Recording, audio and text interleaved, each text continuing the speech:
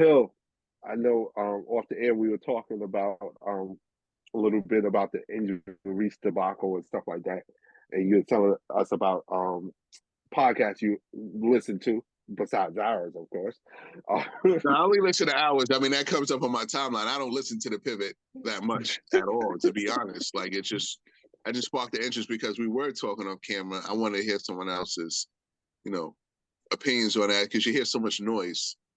So the fact that to be honest, I don't listen to the pivot at all, really.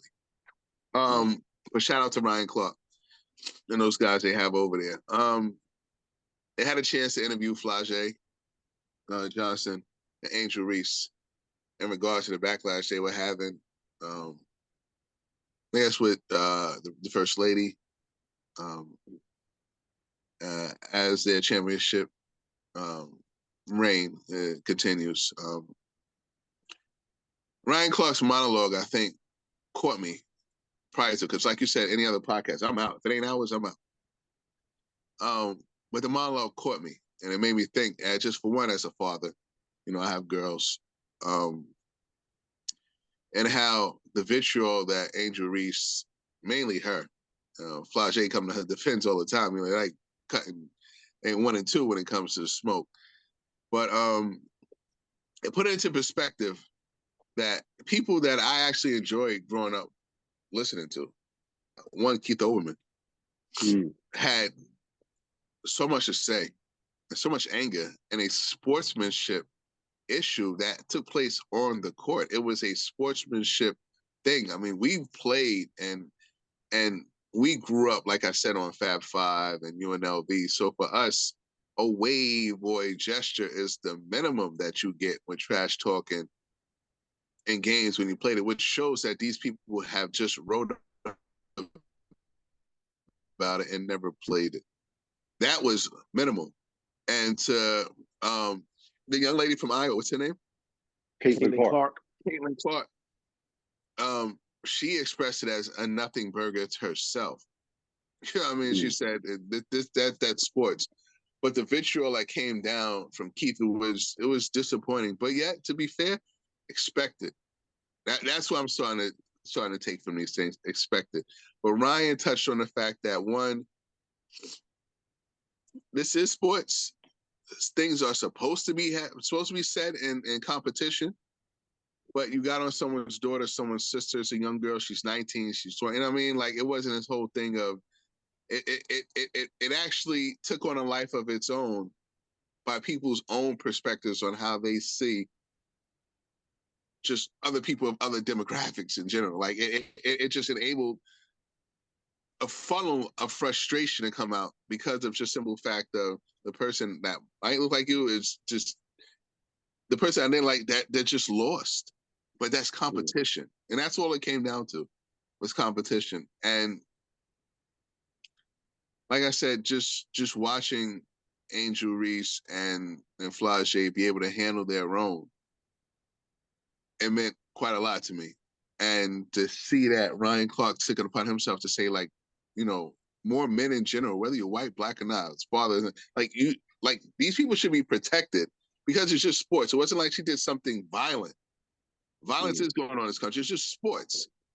And by all means, this girl should have been protected. And he was saying, like, he was taking the steps towards, doing that, and having his podcast be a voice, because every other place put it as a sick gesture and classless. And then these girls were just having fun. And to speak on that, just to add a little bit more gasoline to the fire, wait till they get a load of LSU next year. They have the number one, right? They have the number one recruiting class. Miss Van Lith from Louisville transferred over. And they also have another transfer. And I apologize, I forget the sister name, the young lady's name, but she's another dynamic player that they're adding on to this squad. So you have 4 dynamic players on this squad just in the off season, right now, and they're going to be coming back to protect their championship. So if you are tired of seeing Angel Reese, let me tell you, you better get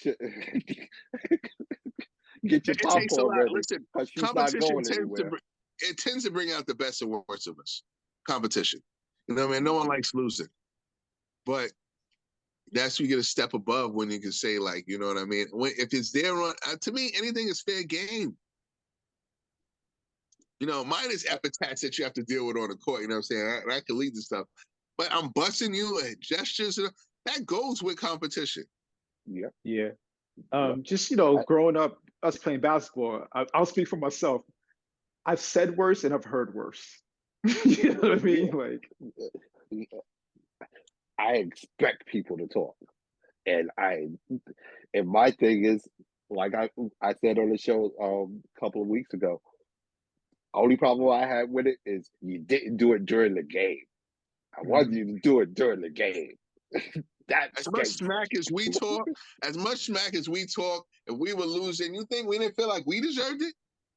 Oh yeah. We turned around, took a blind eye to it, and said, you know what? All right, we got to do it. We got to get better. We got to win. And when we win, you will feel our wrath during the game about how you really trash talk. So it's part of the game. Right. Part of the game. And for people that cover sports, that's the most disappointing part about this. I can understand the fringe player who just sees, I don't even hold them accountable because that's the way of the world. You're going to have people who they are, black, white, and it's not going to matter. So split down racial lines. You have one black girl, you have one white girl. It is what it is.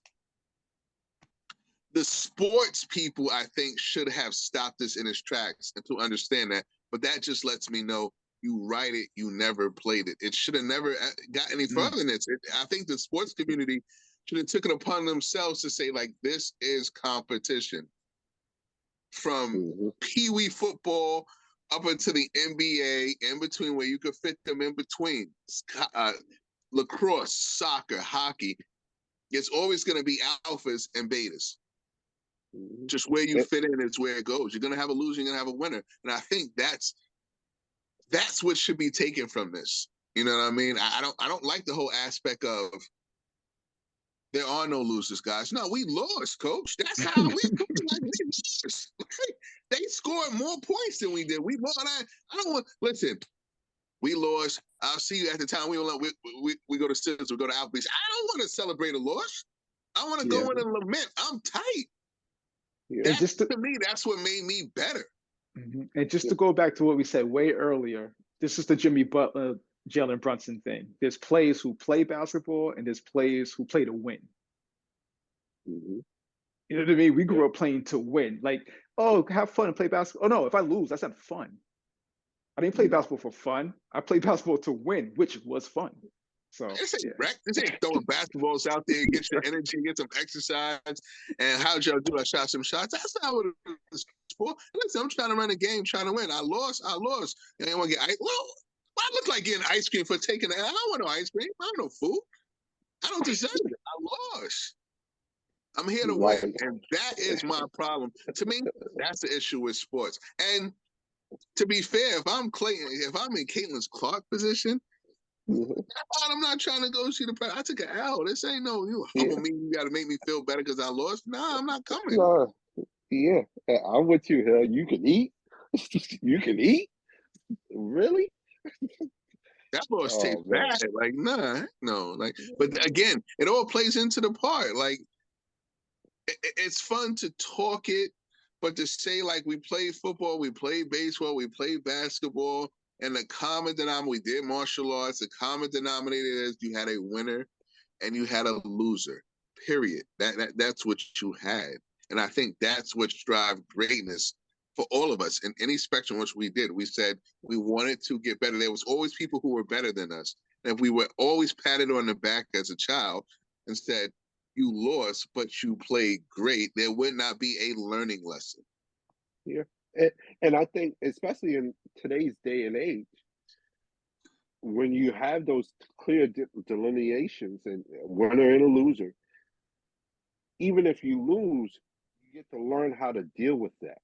And if you don't like the feeling, a good parent or a good coach will tell you, hey, remember this feeling.